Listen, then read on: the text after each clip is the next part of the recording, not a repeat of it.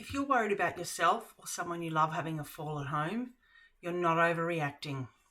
Falls are the single biggest cause of injury, decline, and early entry into residential aged care for older people.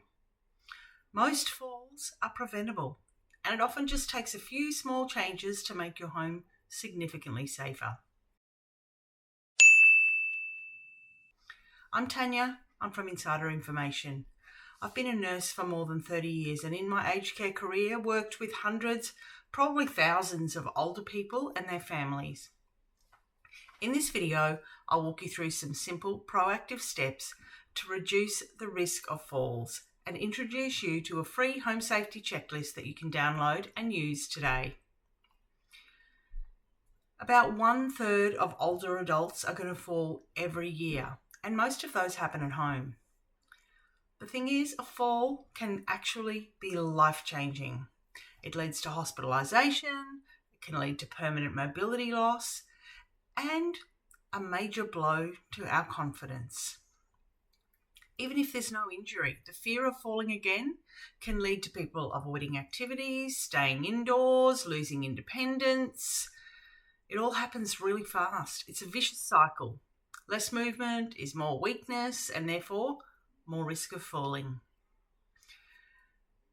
For families, the emotional impact can be huge. Seeing a loved one fall or being called into hospital after a fall can be very traumatic. And in an instant, what was a manageable situation becomes an aged care crisis. You're trying to arrange care, you're trying to organise equipment, you're trying to work out how someone's going to get up the stairs. Perhaps you need to take leave from work, even temporarily move interstate. The pressure of an aged care crisis is immense. I'm sure you've heard stories about it. It extends to work, other family, children, relationships, other commitments. Everything else becomes second. Because if you're not prepared and have things in place, it can take months, even more than a year, to get things in place. And preventing falls is about protecting that independence and avoiding that crisis moment before it happens for both your loved one and for you. Here is what most people get wrong.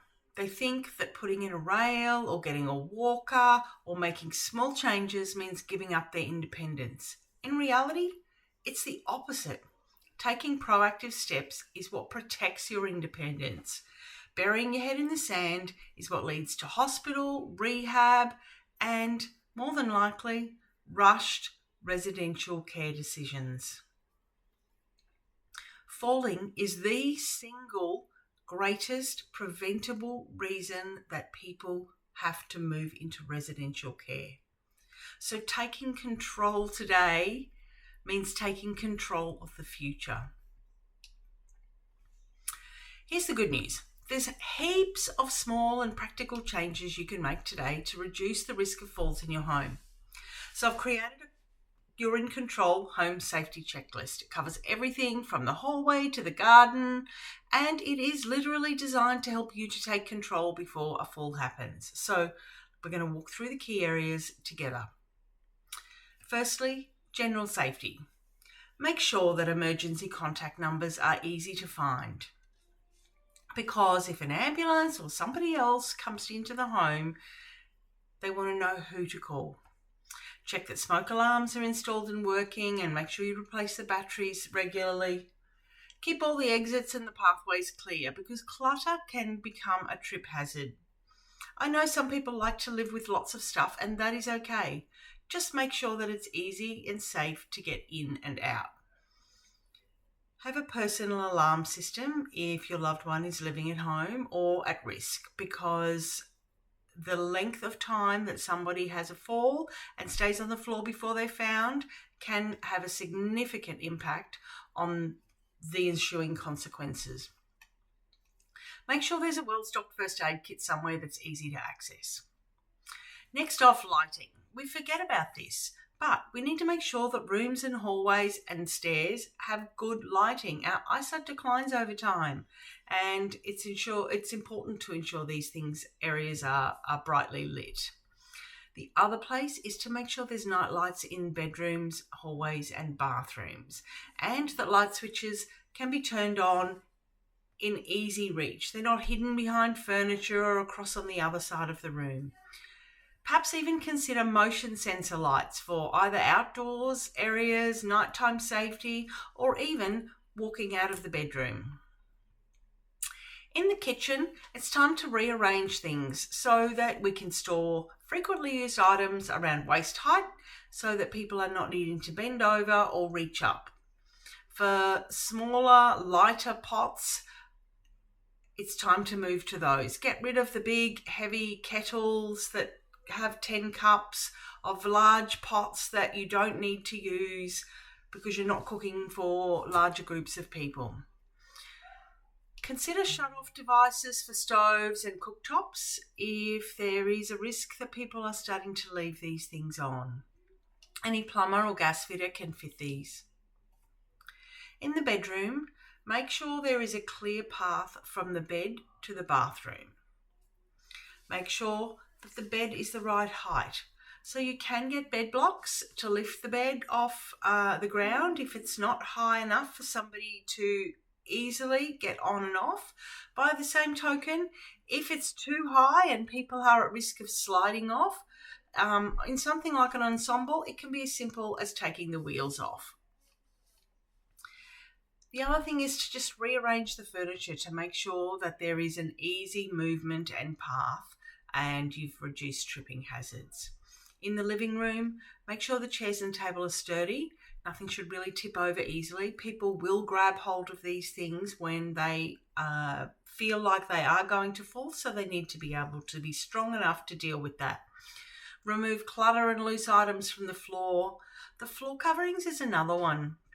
Make sure that rugs have non-slip backing, or you can buy the non-slip tape that you put between the rug and either the hard floor or even rugs on carpet. In the bathroom, put a grab rail near the shower, near the bath and the toilet.